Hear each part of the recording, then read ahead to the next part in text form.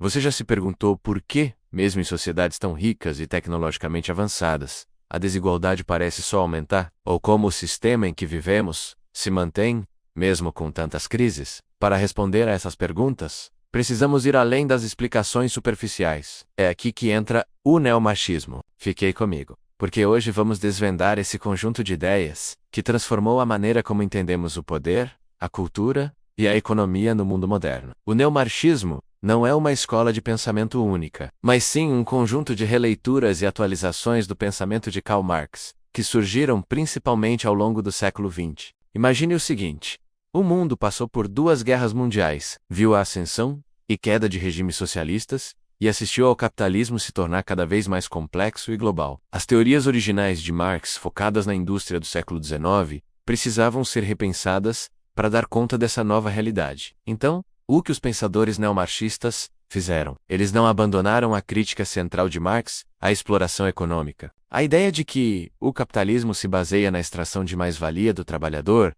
continua fundamental, mas eles perceberam que a dominação não acontece só na fábrica. Ela está em todo lugar, na cultura, na mídia, no direito e até na nossa vida cotidiana. Pense na Escola de Frankfurt, uma das principais correntes do neomarxismo. Autores como Adorno e Horkheimer olharam para a indústria cultural, o cinema, a música, a publicidade, e viram ali uma máquina poderosa de produzir consenso. Eles argumentaram que a cultura de massas não serve apenas para entreter, mas para nos integrar ao sistema, nos ensinar a desejar as mesmas coisas e a aceitar o mundo como ele é. A dominação se torna mais sutil, menos sobre força bruta e mais sobre controle mental e emocional. Isso nos leva a uma ideia crucial: a recusa do reducionismo econômico. O marxismo mais tradicional às vezes via a cultura e a política como um mero reflexo da base econômica. Os neomarxistas disseram: espera aí, a relação é bem mais complexa. A cultura e o Estado não são só espelhos da economia. Eles têm uma autonomia relativa e ajudam a moldar a própria economia. Vamos falar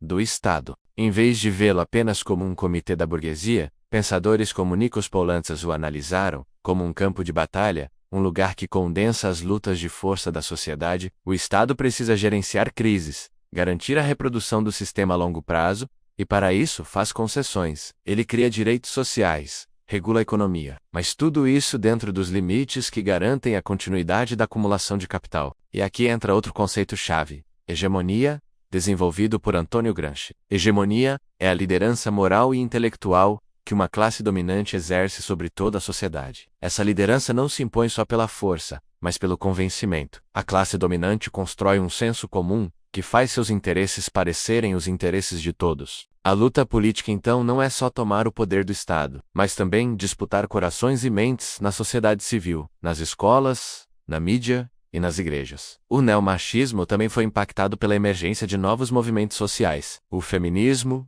o antirracismo, os movimentos estudantis e ambientalistas mostraram que a luta de classes não era a única forma de conflito social. O capitalismo não explora apenas o trabalhador na fábrica. Ele se articula e se beneficia de opressões de gênero e raça. Correntes feministas neomarxistas, por exemplo, trouxeram à tona a importância do trabalho reprodutivo, o trabalho doméstico, o cuidado com os filhos e os idosos, majoritariamente feito por mulheres e historicamente invisibilizado. Elas mostraram que sem esse trabalho não remunerado, a força de trabalho que gera lucro para o capital simplesmente não existiria. A exploração e a opressão andam de mãos dadas. Da mesma forma, a crítica antirracista revelou como o capitalismo se alimenta de hierarquias raciais para dividir a classe trabalhadora, pagar salários mais baixos para certos grupos e justificar a exploração em escala global. E a tecnologia? O neomarxismo se recusa a vê-la como neutra. Pense nas plataformas digitais e nos algoritmos.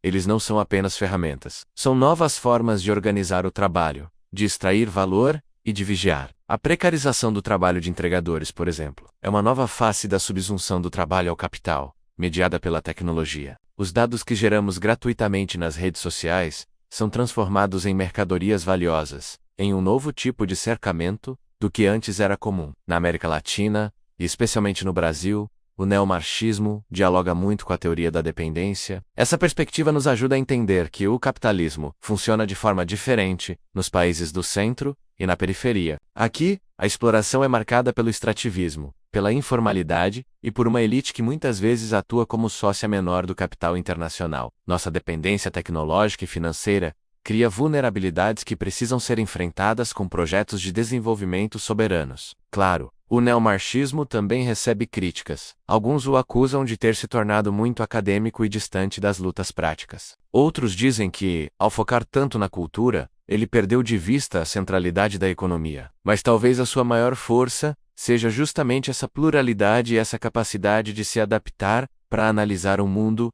em constante transformação. Então, qual é a proposta política do neomarxismo hoje? Ele nos convida a pensar em transições complexas, que não acontecem da noite para o dia. A ideia não é apenas esperar por uma grande revolução, mas construir o poder popular no dia a dia. Isso passa por fortalecer sindicatos e movimentos sociais, lutar por políticas públicas como a reforma tributária progressiva, a democratização da comunicação e uma renda básica universal. Cada uma dessas medidas pode parecer pequena, mas juntas, elas podem começar a deslocar o equilíbrio de poder, criando brechas para transformações mais profundas. A democracia deixa de ser vista como uma farsa e passa a ser um terreno de disputa fundamental. Em resumo, o neomarxismo nos oferece uma caixa de ferramentas poderosa para entender as contradições do nosso tempo. Ele nos ensina que para lutar por um mundo mais justo, livre e solidário, precisamos de uma crítica que seja total, que conecte a economia com a cultura, o trabalho com a vida, o local com o global. É um convite para recusar respostas fáceis